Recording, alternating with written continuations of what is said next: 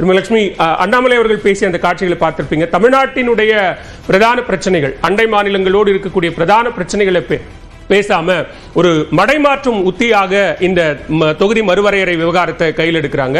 அதே நேரத்தில் ஒருவேளை தொகுதி மறுவரையறை நடந்தாலும் மக்கள் தொகையின் அடிப்படையில் தமிழ்நாட்டுக்கு எந்த பிரச்சனையும் வராது அப்படிங்கறத உறுதிபட சொல்றாரு. அது எப்படி புரிஞ்சு? அவர் சொல்றதுலயே முன்னுக்கு பின்னு முரணா நிறைய இருக்கு. முதல்ல பாராளுமன்றத்தில் எதுக்காக 800 மேற்பட்ட இருக்கைகள் போடப்பட்டது? அதற்கான முழுமையான விளக்கம் இதுவரைக்கும் பாரதிய ஜனதா கட்சி கிட்ட இருந்து இல்லை. நீங்க சென்ட்ரல் பார்லிமெண்ட் கட்டும்போது மாற்றும் போதே இவ்வளவு இருக்கைகள்னு எந்த அடிப்படையில் முடிவு பண்றீங்க? சரி, அதையும் விட்டாச்சு. அவர் சொல்றாரு 7.1% அடிப்படையில் தான் இருக்கும், தமிழ்நாட்டுக்கு எந்த விதத்திலையும் குறையாது.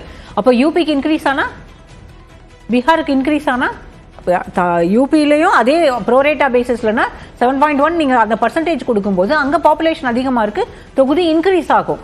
இப்போ நம்ம தமிழ்நாட்டினுடைய கோரிக்கையும் மற்ற மாநிலங்களுடைய மற்ற தென் மாநிலங்களுடைய கோரிக்கைகளும் என்ன அப்படின்னா, இங்க இருக்க நம்பர்ஸ் இங்க இப்படியே இருக்குன்னா இதே நம்பர்ஸை நீங்க மற்ற மாநிலங்கள்லயும் மெயின்டைன் பண்ணுங்க அப்படின்னு. இப்போ யூபி வந்து 80ல இருந்து 120 போயிடுச்சுன்னா நீங்க யூபியில ஜெயிக்கக்கூடியவங்க யாரா இருந்தாலும் அவங்க மட்டுமே பிரதமர் ஆயிடுவாங்க.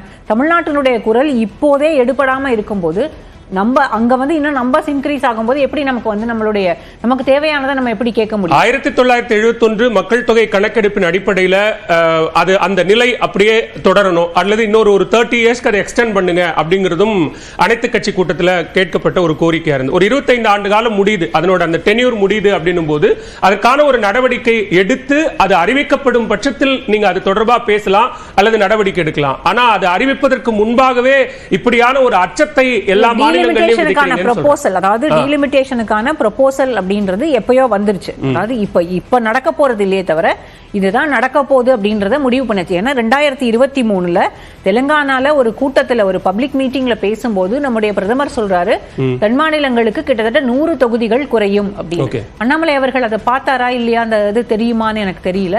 ஒருவேளை அவருக்கு அதுக்கான எக்ஸ்பிளனேஷன் இருந்தது அப்படின்னா மக்களுக்கு, தமிழ்நாட்டு மக்களுக்கு அதை சொன்னார்னா ஏத்துக்கலாம். ஆனா அண்ணாமலை சொல்றது ஒண்ணு வந்து நம்ம வரவேற்கணும். நீங்க வந்து மற்ற பக்கத்துல இருக்க அண்டை மாநிலங்களோட நம்மளுடைய உரிமைகளையும் நம்மளுடைய தேவைகளையும் பேசுங்க, அது பேசதான் வேணும். ஆனா அதற்கான நேரமோ காலமோ இது கிடையாது. அது எப்ப பேசணுமோ தமிழ்நாடு அரசு அதை பேசும். மத்திய அரசாங்கம் கொடுக்க வேண்டியதை தமிழ்நாட்டுக்கு கொடுத்திருந்தா, இல்ல வந்து பிஜேபி வந்து கர்நாடகாவில் ரூலிங் பார்ட்டியா இருந்தாங்க, இப்பதான் காங்கிரஸ் ரூலிங் பார்ட்டி, 10 வருஷம் பிஜேபி இருந்தாங்க.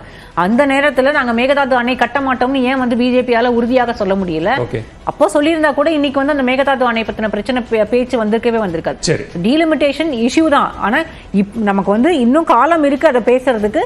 இப்போ நம்ம வந்து முன்னாலேயே தொடங்கிட்டோம். தமிழ்நாட்டை பொறுத்த வரைக்கும் நம்முடைய உரிமைகளை நம்ம பேசுறதுக்கு இது வந்து ஒரு தளமாக தமிழ்நாட்டு அரசியல் கட்சிகள் பயன்படுத்துகின்றன. தொடர்ந்து பேசலாம்.